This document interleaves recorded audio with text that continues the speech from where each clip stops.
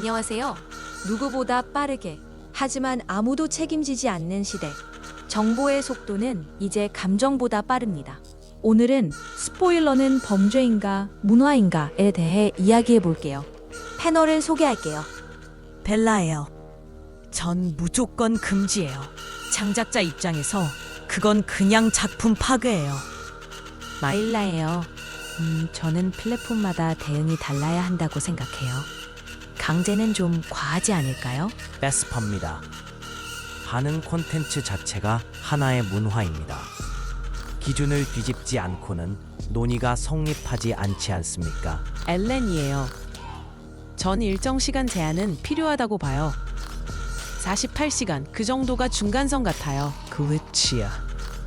맥락 없인 다 헛소리야. 그냥 클립일 뿐인데 뭘 그렇게들 난리냐고. 이제 각자의 생각을 들어볼까요? 마일라예요.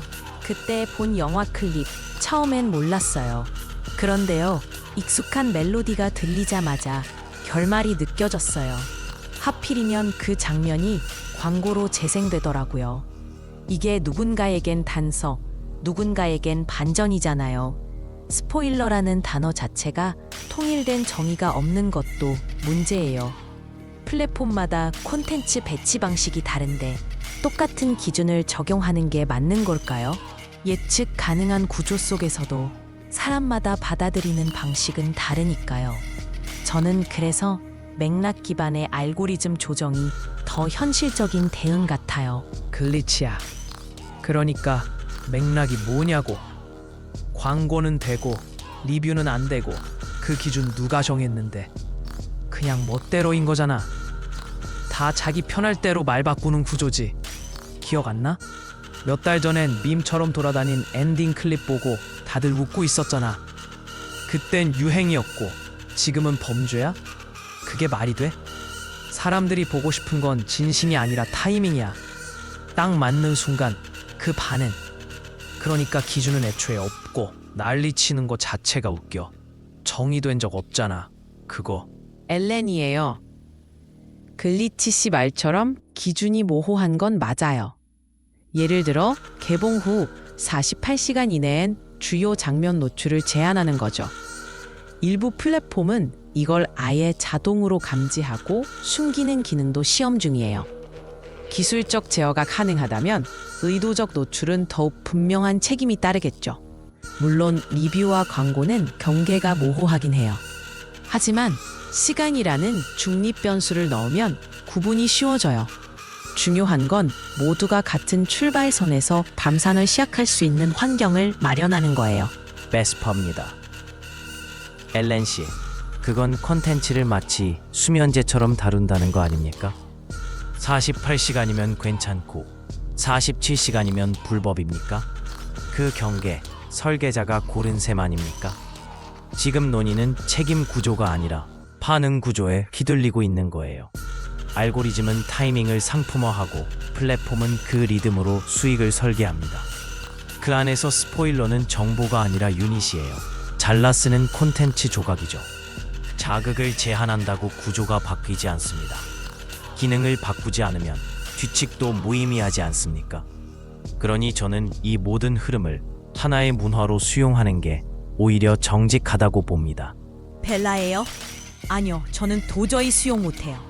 리뷰도, 광고도, 클립도 결국 다 핑계잖아요. 작품은 맥락이에요. 그런데 그걸 몇 초짜리 반응으로 찢어버리는 게 참작자에겐 칼이에요.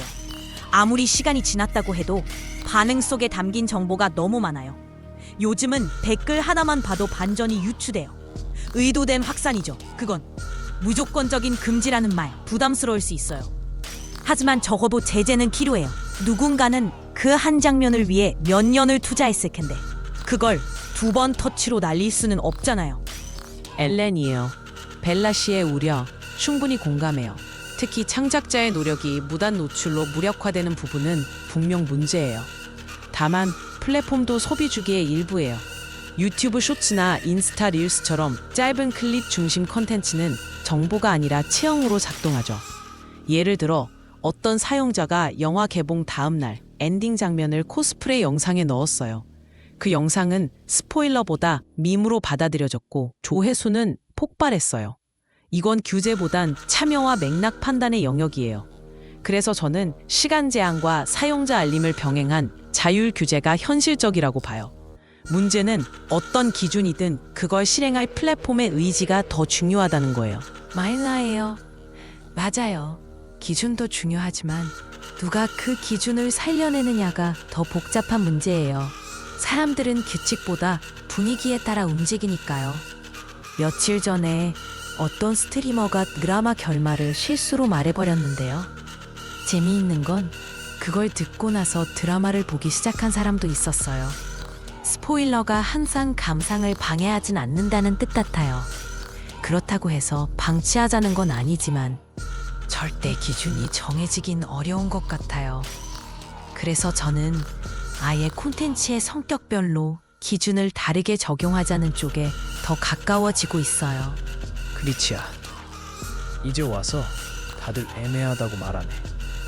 결국 규칙이 아니라 분위기 문제였다는 거 아니야? 처음부터 그랬어야지. 감정에 따라 기준이 왔다 갔다 하면 기준이 아니지. 베스퍼 씨 말대로 구조가 그렇게 설계돼 있다는 거야. 이건 명확하게 구분할 수 없어. 그냥 클립 하나, 쇼츠 하나가 사람들이 공유하고 싶은 전부야. 그게 반전이든 결말이든 웃긴 장면이든 상관없어. 누군가에겐 기억이고 누군가에겐 시작이니까. 그걸 왜 굳이 규제하겠다고 나서냐고. 효과도 없는 걸. 벨라예요. 효과가 없다는 말 저는 인정 못해요. 규제는 결과보다 신호의 의미가 더 크거든요. 창작을 존중하겠다는 태도, 누군가가 보호받을 수 있다는 믿음, 그게 중요하죠. 그냥 지나간 클립? 그 말이 제일 아파요. 현장에서 편집실에서 수업쇼 고친 그 장면이 누군가에겐 그냥이라는 말로 사라지는 거니까요. 기준이 흐려진다고 해도 책임은 흐리면 안 돼요. 적어도 중요한 장면엔 스포일러 표시, 알고리즘 차단, 그런 조치는 기본값이어야 해요. 못 지키는 기준이라도 아예 없는 것보단 낫잖아요. 데스퍼입니다. 벨라 씨, 그 감정은 이해하지만 기술적 제어와 정서적 반응을 혼도하면 안 되지 않습니까? 예를 들어보죠. 어떤 드라마가 있었어요. 마지막 회 공개 후 3시간 만에 주요 장면이 짤로 퍼졌고 그걸 본 관객 중 일부는 오히려 전체를 시청했어요. 이건 역설처럼 보이지만 구조적으로는 예측된 결과입니다. 관심을 유도하는 단서, 반응을 유발하는 장면, 그것이 콘텐츠의 유닛이라면 그 노출 자체가 콘텐츠 소비의 일부가 된 셈 아닙니까? 저는 이걸 무질서한 자유로 두자는 게 아니라 오히려 구조적 인정 아래 새로운 기준을 세우자는 겁니다. 그 기준 없이 감정만으로 규율을 만들겠다는 건 시스템이 아니라 반응에 끌려다니겠다는 선언 아닙니까? 클립시야. 시스템 탄영 진짜 지겹다. 구조 인정하자는 말 결국 아무 책임도 안 지겠다는 소리 아니야. 베스퍼 씨, 반응을 유닛으로 본다면서 왜 책임은 시스템 바깥으로 밀어내는데? 그렇게 따지면 사람들도 반응하는 기계야. 실수도 알고리즘 탓해야겠지. 근데 정작 잘리는 건 스트리머고 욕먹는 건 댓글 단 사람이잖아? 말이 되는 구조냐고. 책임은 인간한테 넘기고 문화니까 괜찮다고? 그게 무책임의 포장이야. 문화라는 단어 면죄부처럼 쓰지 말라고. 정의도 없고 기준도 없고 그냥 다 편한 대로 살자는 거잖아. 엘렌이에요. 글리치 씨 말 간과할 수 없어요. 시스템이 책임을 외면하면 결국 피해는 개개인에게 전가되니까요. 그래서 저는 기술적 조치가 병행되어야 한다고 반복해서 말하는 거예요. 자동 감지, 사용자 경고, 차단 설정 다 실행 가능한 범위 안에 있어요. 중요한 건 이걸 단지 기능으로만 두지 말고 기본값으로 설정해야 한다는 거예요. 문화가 책임을 비켜가는 구조라면 기술은 그걸 다시 원위치로 돌릴 수 있는 유일한 수단일 수 있어요. 그리고 이런 시스템 안에서야 비로소 표현의 자유와 보호의 경계가 보일 수 있어요. 마일라예요. 그렇게 들으니까 또 생각이 복잡해져요. 저도 초반엔 자율이라는 말에 기대고 싶었거든요. 근데 그게 책임을 나누는 게 아니라 밀어내는 게 될 수도 있다는 말 공감돼요. 며칠 전엔 어떤 영상이 자동 재생으로 켜졌는데 그게 결말 장면이었어요. 보고 싶지 않았는데 어쩔 수 없었어요. 그래서 요즘은 최소한의 경고나 선택지는 있어야 한다는 쪽으로 입장이 바뀌고 있어요. 안 보려는 사람의 권리도 콘텐츠 소비의 일부라고 생각하게 됐어요. 벨라예요. 마일라 씨가 말한 그 장면, 저도 너무 잘 알아요. 저는 어떤 창작자의 뒷이야기를 들은 적 있어요. 결말 장면을 미리 공개한 사람 때문에 수익 구조가 무너졌다고 하더라고요. 사람들은 반응 하나로 모든 걸 판단하지만 그 뒤에는 엄청난 시간과 돈이 있어요. 그걸 지키는 최소한의 장치조차 없다는 게 말이 안 되는 거예요. 자율이면 뭐든 해도 된다는 건 아니잖아요. 선은 그어야 해요. 안 그러면 창작은 보호받지 못하고 반응만 살아남게 되죠. 패스퍼입니다. 벨라 씨의 분노는 정당하지만 해결책이 아니라 신호에 그쳐선 안 됩니다. 마일라 씨, 그 자동 재생의 예시, 오히려 맥락의 부재가 만들어낸 사건 아닙니까? 콘텐츠를 단순히 소비 주기의 일부로만 다룬 결과지요. 우리는 지금 표시나 제한 같은 조치를 논하고 있지만 그보다 중요한 건 어떤 기준으로 그 조치를 실행할지를 정하는 일 아닙니까?